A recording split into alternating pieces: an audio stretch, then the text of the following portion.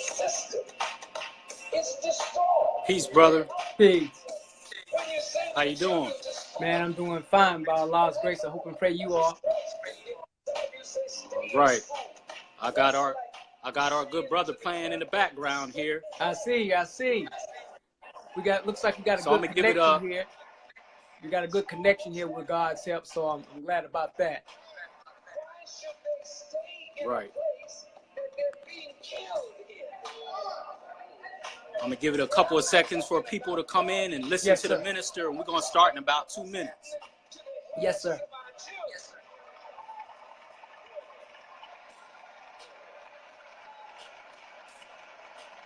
Do you think this is accidental, or do you think this has some design to it?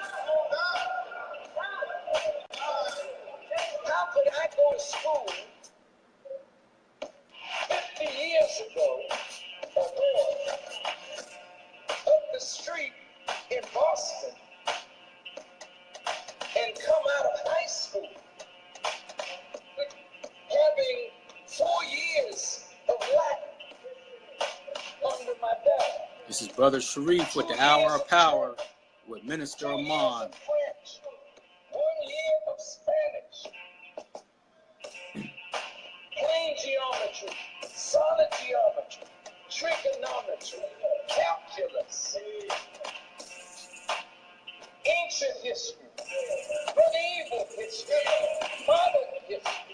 How could I come out knowing how to read, and the dumbest brother in the class knew how to read?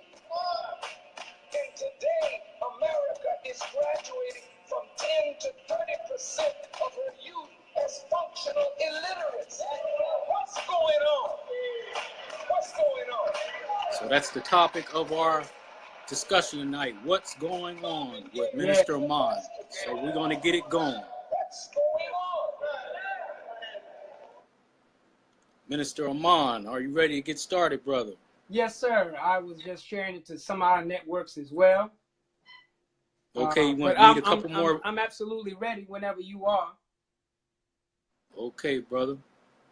All right. Well, this is Brother Sharif with the Hour of Power. Go to Hour of Power, Sharif Hamid on YouTube. You see it back there. Subscribe and share the channel so we can continue to lift the mind, body, and soul of our people. In the name of God, the gracious, the merciful, we give him praise and thanks for his mercy and his goodness to the human family. If all the trees upon the earth were pens to write with, and if all the oceans were ink, and then another 7 oceans add to its supply, the writing would still not be enough to explain the glory of God, for he's the exalted, all-powerful, all-wise. We confide in no other in our time of need, and we praise no other in our good fortune. He is one. So again, this is Brother Sharif with the Hour of Power with our very, very special guest tonight, Minister Amon, the minister of Mosque 34 in Durham, North Carolina, and student of the Honorable Minister Louis Farrakhan of the Nation of Islam. Brother Minister Amon, you want to briefly tell the brothers and sisters about yourself, how you became the minister there, and we'll go on and get started. Yes, sir. Well, first, greetings, assalamu alaikum, peace to all of your listening audience, and we're very happy and honored to be on your program. I was blessed to come into the knowledge of self around 1990, 91, and became a follower in 1991 of the Honorable Minister Louis Farrakhan, and what we would call a registered Muslim. I actually joined or became registered in the city of Winston-Salem, North Carolina, which is where the Honorable Minister Louis Farrakhan went to college. And at that time, not that long thereafter, I was starting at North Carolina A&T State University, my freshman year in college. And, you know, at this part, you know, you have to say Aggie Pride. So I started at A&T, and myself and many other wonderful, beautiful students under the love and care of the student minister, Willie Muhammad, also known as Asim Razak, in Greensboro, North Carolina, really helped us as students get together. And it was there that we were blessed to have a very strong study group that grew to become a mosque very quickly. So I went from Winston-Salem to Greensboro and working there. And at that time, I had the honor and privilege of meeting the Honorable Minister Louis Farrakhan, and during a conversation we were having, he asked me where I originally was from, and I told him Reidsville, North Carolina.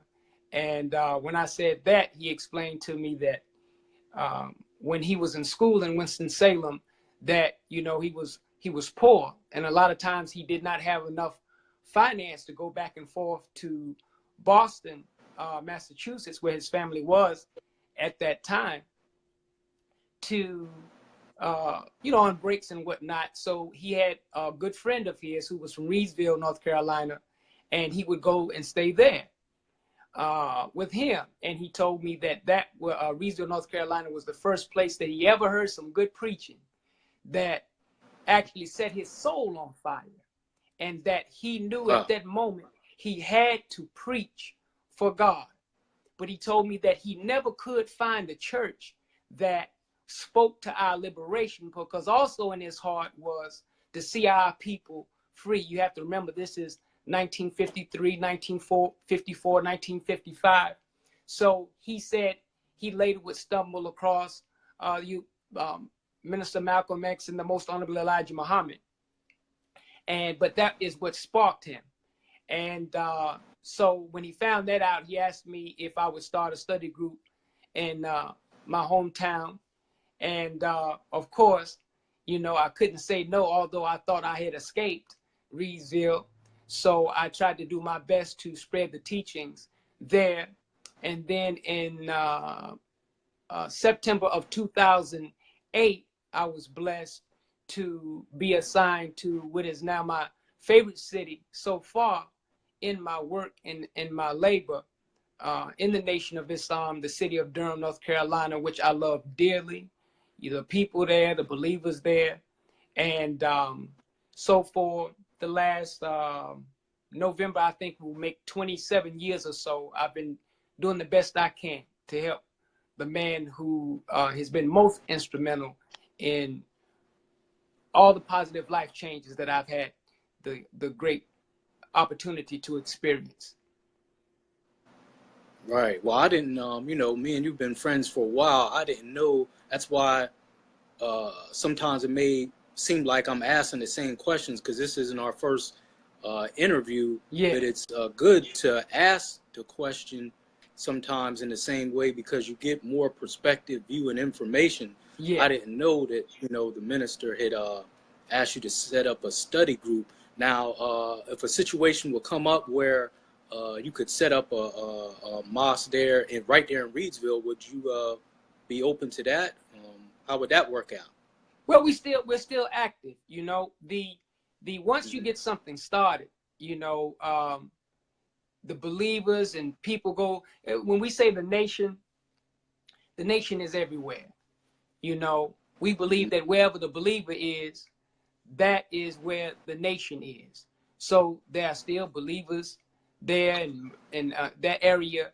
I know this North Carolina is not your original spot or home, but that area is called the Triad, that part of North Carolina, just like the time you spent where we met in Durham is called the Triangle. So there are always spots in different little areas that you will be able to, so the believers that are here in this area, fellowship, work under Muhammad Mosque number 92 in Greensboro, North Carolina, which that area is considered the triad of North Carolina. So there's always, the way we're organized, there's always a place that you can go to, that you can be in to function in what we would call a beachhead. Yes, sir. Okay. All right. Well, that's great information. You know, no matter what you're trying to do, You know, I support you, brother. I know it. We got your back as well, brother. All right. Good brother. So the people are waiting to hear from you on these pressing issues worldwide and nationwide, brother. Can you give us insight and perspective on this attack, so to speak, on Syria as you see it, and coming from the guidance of the most honorable Minister Louis Farrakhan? What's going on with this, brother? Oh, well, that is a very important question at this time, and we are very, and even when we scheduled this, or when you invited me to be on the show, I said, well, let me make sure I get, and I'm on there trying to make it, if I can get this picture right. Of course, the Final Call, which is the greatest publication on earth, this particular issue actually highlights a lot of what is taking place where Syria is concerned. And this is significant on many levels. However, I think that most people can understand and appreciate that America is already spread thin and has no business running all over the world, interfering in other people's affairs. One of the things that I would strongly encourage people to do is go visit our main site, noi.org, and you can view a series, click on the viewer series called The Time and What Must Be Done, that the minister did actually 5 years ago. And there is a couple of paragraphs I wanted to, since it's in this week's paper, that I wanted to lift from this edition that would give your listeners some insight into what we are currently looking at. And the center page article is entitled Weapons Attack in Syria and Warning to the Warmongers. Now, I want your listeners to keep in mind that what I'm about to share was actually done in 2013, which goes to show that this enemy has not changed. His heart has not changed. His aim and effort to destroy and take the resources of the people has not changed. His heart and mind to deceive has not changed. But let me just say this from his writing, or what he said that was transcribed from 2013 that is applicable today. He says, we previously shared and recounted America's misadventures and interventions in the affairs of other nations, seeking to murder and overthrow the leaders of those countries and replace them with leaders who are willing to do America's bidding. Based on America's history of false flag operations, great doubt exists as to the truth of whether the Syrian government is in fact responsible for the use of chemical weapons, or is America responsible through the use of her proxies, nations that America uses as an agent, as an authority to act on her behalf. What would Syria have to gain by using chemical weapons to cause America to intervene militarily in her country as she is experiencing this great, terrible civil war? I think it is America and Europe that are tired of civil war going on so long without definitive results in the favor of the West and Israel. So it is today as it was with America's client state, Iraq, and Saddam Hussein in Saddam's war against Ayatollah or Imam Khomeini and Iran. Now, what the minister is sharing here simply is that, and this was at that time while the war was going on. Now they were tired and why is this going on? Why? Because at the root of it, you are irritated that President Assad is still in power and is in your way from extracting the oil and resources that will further the needs of America, greed, and also you